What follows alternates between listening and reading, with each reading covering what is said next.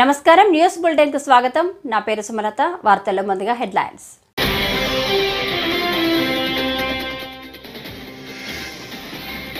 తూర్పు గోదావరి జిల్లాలో రాష్ట్ర వ్యవసాయ శాఖ మంత్రి అచ్చెన్నాయుడు పర్యటించారు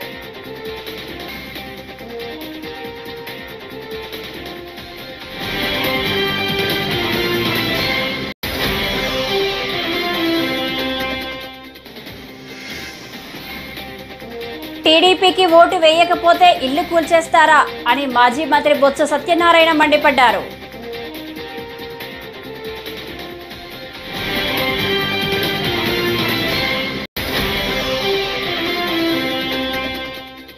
ఎన్నికల సమయంలో చంద్రబాబు ఇచ్చిన సూపర్ 6 పథకాలు అమలు చేయలేమని చేతులెత్తేశామని మాజీ ఎమ్మెల్యే టీజేఆర్ సుధాకర్ బాబు విమర్శ.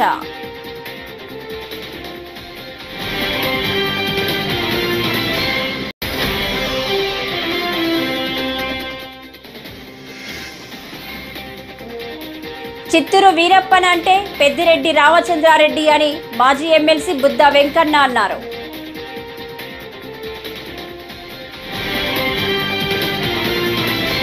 ఇక డీటెయిల్స్ చూస్తే తూర్పు గోదావరి జిల్లా సీతానగరం మండలంలో రాష్ట్ర వ్యవసాయ శాఖ మంత్రి అచ్చెన్నాయుడు పర్యటించారు. రాపాకలో వరద నీటిలో మునిగిపోయిన పంట పొలాలు, బొబ్బిలి లంకలో ఏటి గట్టున ఆయన పరిశీలించారు. ఉభయ గోదావరి జిల్లాలో పంట నష్టాన్ని అంచనా వేశామని అన్నారు. ఈ సందర్భంగా మంత్రి అచ్చెన్నాయుడు మాట్లాడుతూ ఇప్పటి వరకు ప్రాథమిక అంచనా ప్రకారం 40,000 ఎకరాల్లో పంట నష్టం వాటిల్లినట్లు నివేదిక వచ్చిందని, మొత్తం అంతా తిరిగానని, ఇంకా ఎక్కువగా పంట నష్టం జరిగినట్లు తెలుస్తోందన్నారు. అందుచేత మరోసారి పంట నష్టంపై రెవెన్యూ అధికారులు సర్వే చేసి నివేదిక ఇవ్వాలని ఆదేశించినట్లు చెప్పారు. ఇంతలోనే విపత్తు వచ్చింది. గోదావరి నది ఉప్పొంగింది. దానివల్ల అటు వెస్ట్ గోదావరి, ఈస్ట్ గోదావరిలో చాలా ప్రాంతాలు ముంపుకు గురయ్యాయి. చాలా గ్రామాలు ముంపుకు గురై ప్రజలు చాలా అవస్థలు పడుతున్నారు. మీరందరూ సజీవ సాక్షులు. గతంలో కూడా మీరు పనిచేశారు. గత 5 సంవత్సరాలు ఎప్పుడైనా ఒక విపత్తు వస్తే, ఎప్పుడైనా వరదలు వస్తే ముఖ్యమంత్రి ఎప్పుడైనా సరే రివ్యూ తీసుకుని అధికార యంత్రాంగానికి అలర్ట్ చేసినటువంటి రోజు ఒక్కటైనా ఉందా? ఆ రోజు 5 సంవత్సరాల్లో ఒక మంత్రి అయినా, ఒక అధికారి అయినా గ్రామాలకు వెళ్లి పేదవాడికి పలకరించినటువంటి దాఖలాలు ఎక్కడైనా ఉందా? మొన్న ఎప్పుడైతే భారీ వర్షాలు వస్తాయి, గోదావరి నదికి విపరీతంగా వరదొస్తుందని తెలిస్తే మా విపత్తుల శాఖ మంత్రి శ్రీమతి అనిత గారు జూమ్ లో కాన్ఫరెన్స్ తీసుకుని కలెక్టర్లకు అలర్ట్ చేశారు. ఏవైతే ముంపు ప్రాంతాలున్నాయో, ముంపు మండలాలున్నాయో అధికార యంత్రాంగానికి అప్రమత్తం చేసి ఏ ఒక్క ప్రాణ నష్టం జరగకూడదు, వారందరికీ సురక్షిత ప్రాంతాలకి తరలించడమే కాదు, మీరు చూశారు గతంలో వరదొస్తే తరలించి వారికి బస్తాల్లాగా ఒక స్కూల్లోనో కొట్లోనో పెట్టేయడమే తప్ప ప్రభుత్వాలు చూడక ఆర్తనాదాలు విన్నాం. మాకు భోజనం అందడం లేదు, పిల్లలకు పాలు అందడం లేదు, సకాలంలో నీళ్లు లేవు, టాయిలెట్స్ లేవని. ఈ 5 రోజుల్లో ఎక్కడైనా ఒక వార్త వచ్చిందా? భోజనాలు పెట్టాం, పిల్లలకు పాలు ఇచ్చాం, వాటర్ ఇచ్చాం. వాళ్ళు మళ్లీ నార్మల్ గా వచ్చి ఇంటికి వెళ్లేసరికి 3,000 రూపాయలు పరిహారం కూడా ఇచ్చి. ఎన్నికల సమయంలో చంద్రబాబు ఇచ్చిన సూపర్ 6 పథకాలు అమలు చేయలేమని చేతులెత్తేశారని మాజీ ఎమ్మెల్యే టీజేఆర్ సుధాకర్ బాబు విమర్శించారు. మేము ఎన్నికల ముందే చెప్పాం, బాబు ఇచ్చిన హామీలు అమలు సాధ్యం కాదని. ఎన్నికల ముందు ఒక మాట, ఎన్నికలు అయిపోయాక ఒక మాట చెప్పడం బాబుకి అలవాటే. జనాలు సూపర్ 6 పథకాలు అమలు చేయమని అడుగుతుంటే కాదు, మేము రెడ్ బుక్ రాజ్యాంగమే, దాడులు, దౌర్జన్యాలు, హత్యలు అమలు చేస్తామని తెలుగుదేశం పార్టీ కూటమి ప్రభుత్వం అంటుందన్నారు. అసెంబ్లీ సాక్షిగా ఆన్ రికార్డ్ వారిచ్చిన హామీలు చూస్తే ఆయనకు భయం వేస్తున్నట్టుగా ఒక ఎక్స్ప్రెషన్ ఇచ్చారు. ఎన్నికలకు ముందు వారు ఇస్తున్న హామీలు అమలుపరచలేరని, అవి అమలుకు సాధ్యం కావని వైఎస్ఆర్ కాంగ్రెస్ పార్టీ మాలాంటి వాళ్ళందరం చెప్తున్నప్పుడు మీలాంటి పాత్రికేయ మిత్రులు వారిని అడిగారు, వైఎస్ఆర్ అమలుకు సాధ్యం కావంటున్నారండి, మీరు ఎలా దీన్ని అమలుపరచగలుగుతారని నారా చంద్రబాబు నాయుడు గారిని పాత్రికేయ మిత్రులు వైఎస్ఆర్ కాంగ్రెస్ పార్టీ తరఫున అడిగినప్పుడు నాకు సుదీర్ఘమైన రాజకీయ అనుభవం ఉంది, నేను చేసి చూపిస్తాను, సంపదను ఎలా సృష్టించాలో నాకు అపారమైన అనుభవం ఉంది కాబట్టి నేను ఇచ్చిన హామీలన్నిటినీ అమలు పరుస్తానని అన్నారు. ఆ సందర్భంలోనే మళ్ళీ విలేకరులు ఏమని ప్రశ్నించారంటే, మీరే కదా 1 నెల 2 నెలల క్రితం ఎన్నికల ప్రచారంలో మరో శ్రీలంక కాబోతుంది ఆంధ్రప్రదేశ్, మరో సోమాలియా కాబోతుంది ఆంధ్రప్రదేశ్, ఈయనిచ్చే అనగా జగన్మోహన్ రెడ్డి గారు ఇస్తున్నటువంటి సంక్షేమ పథకాల వల్ల రాష్ట్రం నాశనం అవుతుందని నారా చంద్రబాబు నాయుడు గారే అన్న విషయాన్ని వారు జ్ఞాపకం చేశారు. మీరే అన్నారు కదా సంక్షేమ పథకాలని వృధా అని, సంక్షేమ పథకాలు ఏవి అవసరం లేదని. మళ్ళీ మీరే ఇప్పుడు సూపర్ 6 పేరుతో ఈ పథకాలన్నీ మీరు అనౌన్స్ చేశారు, ఇవి సాధ్యం కావని వైఎస్ఆర్ పార్టీ వాళ్ళు అంటున్నారు. అన్నప్పుడు నేను చేసి చూపిస్తానని ఇన్ని సంవత్సరాల అనుభవం ఉన్న చంద్రబాబు నాయుడు గారు ఈ రాష్ట్రానికి మాటిచ్చారు. నిజంగా మాకు ఆనందం కలిగింది. చంద్రబాబు నాయుడు గారు సూపర్ 6 అంతా అమలు పరిస్తే చూడాలని మేము మనస్ఫూర్తిగా కోరుకున్నాం. 50 రోజుల పాటు ఎదురు చూసాం. ఇప్పటికే ఇసుక పాలసీని ఏ విధంగా కప్పదాటు వ్యవహారంతో చేశారో మనం చూసాం. మద్యం పాలసీని ఏ విధంగా చేస్తున్నారో చూసాం. తల్లికి వందనం దగ్గరికి వచ్చేసరికి ఏ విధంగా మాట్లాడుతున్నాడో చూస్తున్నాం. ఆ రోజు తల్లికి వందనం, అమ్మఒడికి కాపీ రాష్ట్ర ప్రజలకు కాదు దేశ ప్రజలకు అందరికీ తెలిసిన సత్యమే. జగన్మోహన్ రెడ్డి గారు అమ్మఒడి పథకాన్ని టీడీపీకి ఓటు వేయకపోతే ఇల్లు కూల్చేస్తారా అని మాజీ మంత్రి బొత్స సత్యనారాయణ మండిపడ్డారు. రాష్ట్రంలో టీడీపీ నాయకుల దౌర్జన్యాలకు అంతు లేకుండా పోతుందని ఆగ్రహం వ్యక్తం చేశారు. మారుమూల గ్రామానికి వెళ్లి విధ్వంసం చేయడమేంటి, నోటీసులు ఇవ్వకుండా కూల్చివేయడమేంటి అంటూ మండిపడ్డారు. దన్నానాపేటలో వెంకునాయుడు ఇంటిని కూల్చివేయడం సరికాదన్నారు. జిల్లాలో ఇటువంటి పరిస్థితులు ఎన్నడూ జరగలేదు. ప్రజాప్రతినిధులు అంటే ఇలాగేనా వ్యవహరించేది? టీడీపీకి ఓటు వేయకపోతే ఇల్లు కూల్చేస్తారా? రిటైర్డ్ ఆర్మీ జవాన్ పై ఎందుకింత కక్ష సాధించడం కోసమేనా రాజకీయాల్లోకి వచ్చింది అంటూ టీడీపీ నేతల తీరుపై బొత్స సత్యనారాయణ నిప్పులు చెరిగారు. దాన్ని ఓపెన్ చేయలే. ఆ తర్వాత వైసీపీ ప్రభుత్వం వచ్చింది, అందులో నేను కూడా మంత్రిగా ఉన్నా. నా సిట్ని కంటిన్యూ చేసింది. నేను కూడా 1-2 సార్లు మా ప్రభుత్వం పెద్దల దృష్టికి తీసుకొచ్చా, అది ఓపెన్ చేయండి, లేకపోతే అధికారులు కొంతమంది అనధికారులు దీన్ని ఆసరా పెట్టుకొని పరిమితి చేస్తున్నారు అని చెప్పని కూడా అడగడం జరిగింది. ఏదేమని మా ప్రభుత్వంలో కూడా కాలయాపన జరిగింది, చేయలే, ఓపెన్ చేయలే. నేను ఇప్పుడు కోరుతుంది ఏంటంటే, నిజంగా మీకు విశాఖపట్నంలో భూ ఆక్రమణలో ఎవరు ఏది దోచుకున్నారో, ఏదో మీ తెలుగుదేశం పార్టీ ఉన్న 5 సంవత్సరాల కాలంలోనో లేకపోతే మన వైసీపీ ఉన్న 5 సంవత్సరాల కాలంలోనో కాదు కదా, 2004 నుంచి ముందు దాన్ని ఓపెన్ చేయండి. అది ప్రాథమికంగా మీకు ఉంటుంది. దాని తర్వాత ఇంకెవరైనా ఇంకా జరిగి వచ్చాయంటే దాన్ని ప్రేమ పెట్టుకుని కంటిన్యూ చేయండి, కాదు తప్పలేదు. ముందు సిట్ ఓపెన్ చేయండి నిజంగా చిత్తశుద్ధి. ముందు నాయకులు డిమాండ్ చేయండి. అసెంబ్లీ జరుగుతుంది, అసెంబ్లీ అడగండి. ఎవరు తప్పు చేస్తారే? ప్రభుత్వ పెద్దలు చేస్తే ప్రభుత్వ పెద్దలు దానికి బాధ్యత అవుతారు. లేదు స్థానికంగా ఉన్న నాయకులు, శాసనసభ్యులు లేకపోతే స్థానిక నాయకులు ఏదైనా చేస్తే వాళ్ళు బాధ్యత అవుతారు. ఫైనల్గా విశాఖ ప్రజలకి, ఉత్తరాంధ్ర ప్రజలకి ఒక క్లారిటీ వస్తుంది. ఎవడు దొంగ, ఎవడు దొర, ఎవడు దోపిడి, ఎవడు ఇదని కొంతవరకు. ఆ తర్వాత ఇంకేమి ఎక్స్టెండ్ చేసుకోండి, తప్పలేదు. దేని మీద ఎంక్వైరీ చేసుకోండి. ఎందుకంటే ప్రభుత్వం ఇప్పుడున్న వాళ్ళది వాళ్ళ హక్కు. ఒక అపోజిషన్ వచ్చి వద్దు అంటే మానేస్తారు, రిమాండర్ కదా, చేసుకోవచ్చు కదా, చేయండి. విశాఖపట్నం ఉత్తరాంధ్ర రిజర్వేషన్ గురించి నేను అనొచ్చు, ఇప్పుడు సత్యబాబు గారు గొప్ప చెప్తాను, ఆయన మంత్రి ఉన్నప్పుడు ఎందుకు ఇచ్చేది నేను చెప్పాను కదా. నేను 2-3 సార్లు దీని మీద ఒత్తిడి తీసుకొచ్చాను, కానీ జరగలేదు అని చెప్పాను కదా. I committed, I admitted. ఇప్పుడు ఓపెన్ చేయండి. మనం ఎవరుంటే వాళ్ళు ఉంటారు. అప్పుడు రీల్స్ ఉండవు, అప్పుడు అభిప్రాయాలు ఉండవు, ఇవన్నీ బయట పడిపోతాయి కదా.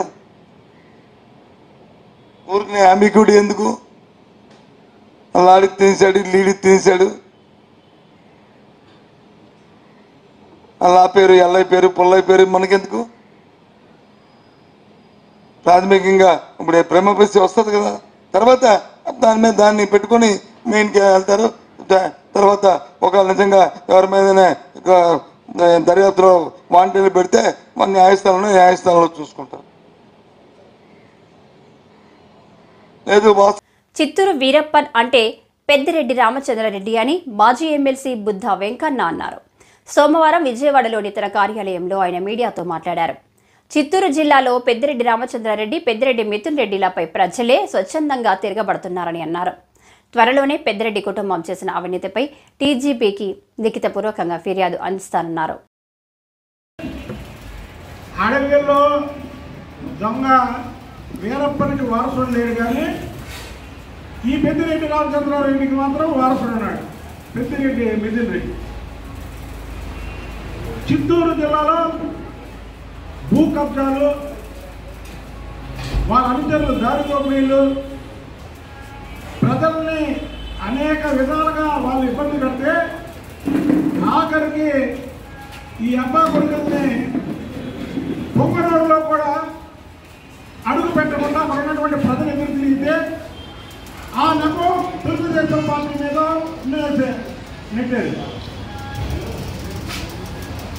అక్కడ రెవెన్యూ అధికారులు వెళ్ళి ఫిర్యాదులు తీసుకుంటే ఒక్క రోజులో దాదాపు 600 మంది వాళ్ళ కబ్జాల గురించి, వాళ్ళ దోపిడీ గురించి ప్రజలు పిటిషన్ల ద్వారా, రిప్రజెంటేషన్ల ద్వారా వాళ్ళు అక్కడెక్కడ దోచుకున్నారు. వాళ్ళొక్క పొగోడికే పరిమితం కాకుండా పెద్దరెడ్డి చిత్తూరు జిల్లా వీరప్పలాగా మొత్తం జిల్లా మొత్తం వ్యాపించడం, శ్రీకాళహస్తి కానీ, మదనపల్లి కానీ, తమ్మలపల్లి కానీ, ఇలాగ అనేక నియోజకవర్గాలు అతను ఒక చోట పోటీ చేసి, వాళ్ళ అబ్బాయి ఎంపీగా పోటీ చేసి, వాళ్ళ తమ్ముడు ఒక చోట పోటీ చేసి, వాళ్ళ అనుచరులు ఇంకో చోట పోటీ చేసి, ఇలాగా మొత్తం చిత్తూరు జిల్లాని. విజయవాడలోని పాయకాపురంలో వంగవీటి మోహనరంగ కాపు కమ్యూనిటీ హాల్ భవనాన్ని సెంట్రల్ ఎమ్మెల్యే బొండా ఉమా సోమవారం ప్రారంభించారు. ఈ సందర్భంగా ఆయన మాట్లాడుతూ పేదలకు కష్టం వస్తే గుర్తుకు వచ్చే పేరు వంగవీటి రంగ అన్నారు. ఆయన పేరు మీద కమ్యూనిటీ హాల్ను నిర్మించడం తన పూర్వజన్మ సుకృతంగా భావిస్తున్నానన్నారు. పేద వర్గాలకు అందుబాటులో కళ్యాణ మండపం అందుబాటులో ఉంచుతామని వెల్లడించారు. రంగ గారి పేరు మీద ఈ రోజున ఒక మంచి కార్యక్రమాన్ని ప్రారంభించుకోవడం సంతోషం. ఏ పేద వర్గాల కోసం ఎంత పెద్దవాళ్లతోనే పోరాడే వంగవీటి మోహన్ రంగ గారి ఆశయాలకు అనుగుణంగా ఆ మహానుభావుడి పేరు మీద పేద వర్గాలు నివసించే ఈ ప్రకాష్ నగరు, ఎల్బిఎస్ నగరు ఈ ప్రాంతంలో ఒక కళ్యాణ మండపాన్ని ఆయన పేరు మీదే కట్టి ఇవాళ రాధారంగ మిత్రమండలి రాష్ట్ర అధ్యక్షులైన చెన్నుపాటి శ్రీనివాసరావు గారి చేతుల మీదుగా ఇవాళ ప్రారంభించుకోవటం మాకు సంతోషం. ఈ నియోజకవర్గంలో ఆ మహానుభావుడి పేరు మీద కళ్యాణ మండపం ఏర్పాటు చేసుకోవడం కూడా నా పూర్వజన్మ సుకృతంగా భావిస్తూ ఉన్నా. ఎందుకంటే ఈరోజు కూడా పేద వర్గాలకి తక్కువ గుర్తొచ్చే కష్టం వస్తే పేరు రంగా గారు. మరి ఆయన చనిపోయి ఇన్ని సంవత్సరాలైనా ఇవాళకి రాష్ట్ర వ్యాప్తంగా ఇన్ని విగ్రహాలు పెడతా ఉన్నారంటే, ఇన్ని కళ్యాణ మండపాలు పెడతా ఉన్నారంటే చరిత్రలో చిరస్థాయిగా మిలిచిపోయే మరణం లేని జననం వంగవీటి మోహన్ రంగ గారు. ఈరోజు అలాంటి వ్యక్తి పేరు మీద ఈ కళ్యాణ మండపం ఇక్కడ పెడతానికి సహకరించినటువంటి ఈ రాష్ట్ర ముఖ్యమంత్రి చంద్రబాబు నాయుడు గారికి, అలాగే మా ప్రభుత్వానికి అందరికి కూడా ధన్యవాదాలు తెలియజేస్తూ, ఏ పేద వర్గాల కోసం ఆయన జీవించాడో, ఏ పేద వర్గాల కోసం ఆయన చనిపోయాడో, ఆయన ఆశయాలకు అనుగుణంగా ఈ కళ్యాణ మండపం పేద వర్గాలకు అందుబాటులో ఉంది. తెలంగాణ ప్రజల సాంప్రదాయ బోనాల పండుగ సందర్భంగా ప్రజలకు మాజీ ఉపరాష్ట్రపతి వెంకయ్య నాయుడు హృదయపూర్వక శుభాకాంక్షలు తెలిపారు. బోనాల పండుగను పురస్కరించుకుని హైదరాబాద్ రామ్నగర్లోని హర్యానా గవర్నర్ బండారు దత్తాత్రేయ నివాసానికి వెంకయ్య నాయుడు విచ్చేశారు. సమాజంలోని ప్రజలందరూ సుఖ సంతోషాలతో ఉండాలని, అందరి కుటుంబాల్లో ఆనందం వెల్లివిరియాలని వెంకయ్య నాయుడు ఆకాంక్షించారు. ఈ సందర్భంగా వెంకయ్యను బండారు దత్తాత్రేయ శాలువాతో సత్కరించారు.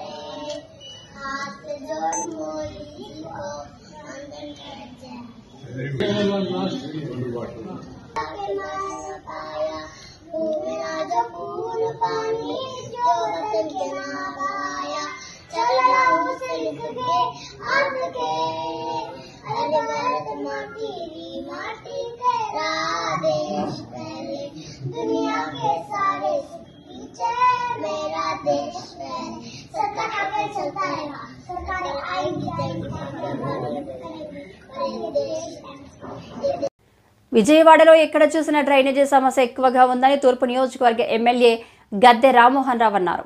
స్ట్రామ్ వాటర్ డ్రైనేజీ పనులను గత ప్రభుత్వం పూర్తి చేయకపోవడం వలన వర్షపు నీరు ఎక్కడికక్కడ నిలిచిపోయి ప్రజలు ఇబ్బంది పడే పరిస్థితి నెలకొన్నదన్నారు. విజయవాడ వెంకటేశ్వర నగర్లో సోమవారం పర్యటించి స్థానిక సమస్యలు తెలుసుకున్నారు. స్ట్రామ్ వాటర్ డ్రైనేజీ పనులపై ఎన్డీఏ కూటమి ప్రభుత్వం ప్రత్యేక దృష్టి సారించిందన్నారు.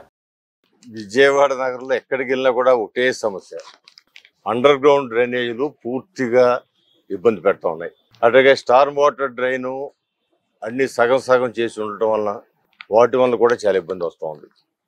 ఇవాళ వర్షం వస్తే రోడ్ల మీద రాని దీనిలో అండర్ గ్రౌండ్ డ్రైనేజీలు దానిలో ఖచ్చితంగా మున్సిపల్ కార్పొరేషన్ వారు దాని మీద దృష్టి పెట్టాల్సిన అవసరం ఉంది. అలాగే ప్రభుత్వం దృష్టి కూడా ఖచ్చితంగా చంద్రబాబు దృష్టికి తీసుకెళ్తాం. స్టార్మ్ వాటర్ డ్రైన్ అయితే ఖచ్చితంగా గత ప్రభుత్వం యొక్క పాప ఫలితమే స్టార్మ్ వాటర్ డ్రైన్లు విజయవాడ నగరానికి శాపంగా మారి. ఎందుకంటే ఆ రోజున 2014-19లో 500 కోట్ల రూపాయలు ఆ రోజున కేంద్ర మంత్రిగా ఉన్న వెంకయ్య నాయుడు గారు మన విజయవాడ నగరానికి ఈ వర్షపు నీరు ఎక్కడ కూడా ఇబ్బంది పడకుండా ఉండేదానికి 500 కోట్లు ఇస్తే దానిలో 270 కోట్లు మిగిలిన్నా కూడా ఆ నిధుల్ని కనపడకుండా చేసి కాంట్రాక్ట్ నుంచి పంపించేసి సో ఆ విధంగా ఇబ్బంది పెట్టడం వల్ల ఆ డ్రైన్లన్నీ కూడా ఇన్కంప్లీట్ గా ఉండి సగం సగం ఉండటం వల్ల ఫ్లో అంతా ఆగిపోయి వర్షం నీళ్ళతో రోడ్లు మిగులుతున్నాయి. దానికి ఖచ్చితంగా ఇప్పుడు మేము పరిష్కారం తీసుకుంటాం. మరలా ఆ నిధులు తీసుకొచ్చి ఇంకా అవసరమైతే ఎంపీ గారి సహకారంతో, కేసీఆర్ చిన్ని గారి సహకారంతో మరిన్ని నిధులు స్టార్మ్ వాటర్ చేస్తాం. ఈ అండర్ గ్రౌండ్ డ్రైనేజ్ మాత్రం ఈ 5 సంవత్సరాలు వైసీపీ ప్రభుత్వం టిడ్కో ఇళ్లను పూర్తిగా నాశనం చేసిందని మంత్రి నారాయణ అన్నారు. సోమవారం ఆయన రాజధాని ప్రాంతంలో టిడ్కో ఇళ్లను పరిశీలించిన అనంతరం విలేకరులతో మాట్లాడారు.